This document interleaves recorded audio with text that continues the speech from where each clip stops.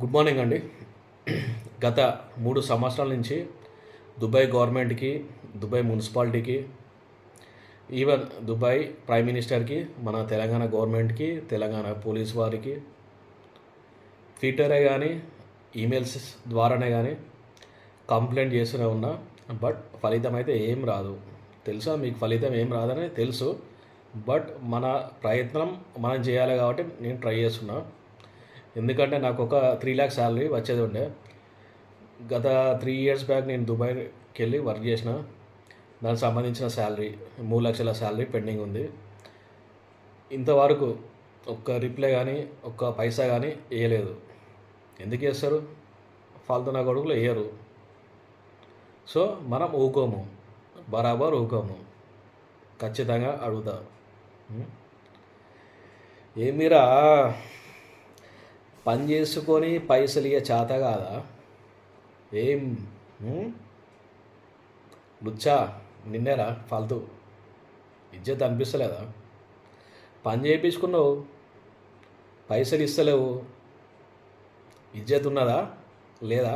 లేదా తెలుసు, లేదని తెలుసు తెలుసు కానీ ఏదో అట్లా మిస్టేక్ అడిగినలే, సారీ. ఓకేనా? నీకెంత ఆఫ్టర్ ఆల్ రా? 3 లక్షల శాలరీ నీకు ఆఫ్టర్ ఆల్. నీకు ఒక శుక్రవారం రోజు, ఫ్రైడే రోజే 50,000 నుండి 1,00,000 dirhams వరకు నీకు వస్తుంది ఇన్కమ్. ఏది? రెస్టారెంట్లో. ఓ మర్చిపోయినా కదా, నీ తోపు రెస్టారెంట్ ఉందిగా. నేను పనిచేసింది ఎక్కడో కాదు, దుబాయ్లో బిర్యానీ వాలా కంపెనీ. అంటే ఫేమస్ ఉందిలే, ఫేమసే. టేస్ట్ బాగానే ఉంటుంది. మన ఇండియన్స్ హైదరాబాద్, తెలంగాణ నుండి మాస్టర్స్ చాలామంది ఉన్నారు ఆ రెస్టారెంట్లో. అందుకే అంత ఎక్సలెంట్ టేస్ట్ ఉంటుంది. నీ బ్రాండ్ ఏం స్పైల్ ఏం చేయరా? ఏం ఫికర్ పడకు. నీ బ్రాండ్ ఉంటుంది, దాన్ని నేనేం ఖరాబ్ చేయ. ఎందుకంటే బిర్యానీ వాళ్ళ మన హైదరాబాద్ కాబట్టి దాని బ్రాండ్ ఓకే, సూపర్, టేస్ట్ బాగానే ఉంటుంది. కానీ ఏం లాభం? నువ్వు చేసిన వర్కర్స్కి నువ్వు శాలరీస్ ఆపి తమాషాలు చేస్తే ఇక్కడ ఎవరు ఊకోర్రా? రజా, అయ్యో ఈయన పేరు రజా. ఈడు బాలీవుడ్, టాలీవుడ్, సరే ఇంకేం ఉందో తెలియదు, దాంట్లో విలన్ గాడు. విలన్ క్యారెక్టర్ వేసే, దాన్ని ఏమంటారు, విలన్ క్యారెక్టర్ వేసే క్యారెక్టరా, పాత్ర. ఓకే, పాత్ర అనుకుందాం, మనకు అంత ఎగ్జాక్ట్గా ఏం తెలియదు సినిమాల గురించి. అరే సినిమాలో యాక్టింగ్ చేయరా అంటే చేత కాదు నీకు. నువ్వు బయట చేస్తావు యాక్టింగ్, బయట అయితే మస్తు బరాబర్ సెట్ అయినావు. సినిమాలు అయితే వేస్టే, తుక్కు అంటున్నారు. మా పవన్ కళ్యాణ్ సినిమాలో నటించినావు, ఇంకా చాలా మా రామ్ చరణ్, ప్రభాస్ మూవీ, రవితేజ మూవీస్లో యాక్టింగ్ చేసినావు విలన్గా. అరే అరే అరే మస్తు కొట్టిన నేను, కుమ్మేషన్లు, బీవచ్చంగా కుమ్మేషన్లు. ఈసారి నెక్స్ట్ ఏమన్నా అట్లాంటి ఛాన్స్ వస్తే మా పవర్ స్టార్ ఉన్నాడు కదా, రిక్వెస్ట్ పెట్టుకుంటా, స్పెషల్గా రిక్వెస్ట్. అన్న యాక్టింగ్ కాదు, నువ్వు వాడిని కుమ్మాల్సింది యాక్టింగ్లా కాదు, రియల్గా కుమ్మేసే, వెనక నుంచి పెద్ద పెట్టేసే రాడు. అప్పుడు మీ ఫ్యాన్స్ ఖుషిగా ఉంటారు. ఎందుకంటే వీడు ఫుల్ ఇన్కమ్ ఉన్నా కూడా ఎంప్లాయీస్కి శాలరీస్ ఆపేసిండు. ఎగ్జాంపుల్ చాలా మటుకు ఎమర్జెన్సీ కేసెస్లో, ఫ్యామిలీ ఎమర్జెన్సీ ఉండే, మెడికల్ ఎమర్జెన్సీ ఉండే, మెసేజ్ పెడితే కూడా రిప్లై ఏమి ఇవ్వలే. సరే వీని మిస్టేక్ ఏమి కాదు. నేను ఈయన దగ్గర వర్క్ చేసిన, వేరే కన్సల్టెన్సీ ద్వారా వర్క్ చేసిన, అది యాక్సిస్ గ్రూప్ ఆఫ్ కన్సల్టెన్సీ. అది మా తెలిసిన మనిషిదే, చాలా మంచోడే. కానీ ఏం పుట్టిందో రోగం, ఆపేసిండు శాలరీ. మీకేమైందిరా ఫాల్తూ నా డాష్ గాన్లో? బాగానే ఉంటారు కదా, హైదరాబాద్లో మంచిగానే ఉంటారు కదా. ఏకదం బయట దేశాలకు పోయినాక బలిసిపోతుంది మీకు, కొడుకులారా బలిసిపోతుంది. ఏకదం బలిసిపోతుంది. ఇజ్జత్ లేని సాలేగాళ్ళు, వరస్ట్, నీచ్ కమినే కుత్తే, ఫాల్తూ నాకు కొడుకులారా, ఇజ్జత్ లేని సాలేగాళ్ళు, ఇంకేమున్నాయా బూతులు, అంతే. అంతమించి ఏం రావులే మనకు బూతులు. గ్రేట్, మా అయ్యావా మంచిగా పెంచిళ్ళు, నాకేం బూతులు ఏం రాలే, బతికిపోయాను, ఇంకా సంతోషించాను. సో ఇది నా విషయం పక్కన పెడితే, వీళ్ళు ఎంత చూతేగాలంటే, రజాగాడు ఎంత చూతేగాడంటే, ఈ పాకిస్తానీ అమ్మాయిలు ఉంటారు, ప్లస్ మళ్ళీ ఇరానీ ఐడియా ఉందిగా, ఇరానీ కానీ ఆఫ్ఘనిస్తాన్ కానీ, సరే ఓకే, సరే అలా అని కాదు కానీ, వీళ్ళు పనిచేసే రెస్టారెంట్లో అమ్మాయిలు ఉంటారు, వాళ్ళతోని ఇక వాడు ఏం చేస్తాడో అందరూ ఆఫీస్లో అందరికీ ప్రతి ఒక్కలా తెలుసు. చూతేనేవాడు, చూతే అంటే చూతే ఫాల్తుగాడు. వీళ్ళు ఏదో అది ఇది మా దాంట్లో ఇట్లా, మీ దాంట్లో ఇట్లా అది అని బాగా డ్రామాలు చేస్తారు. కానీ ఒక్కొక్కటి దుబాయ్లో చేసే పని మొత్తం బేవార్డ్స్ కంటే బేవార్డ్స్ పనులు చేస్తారు.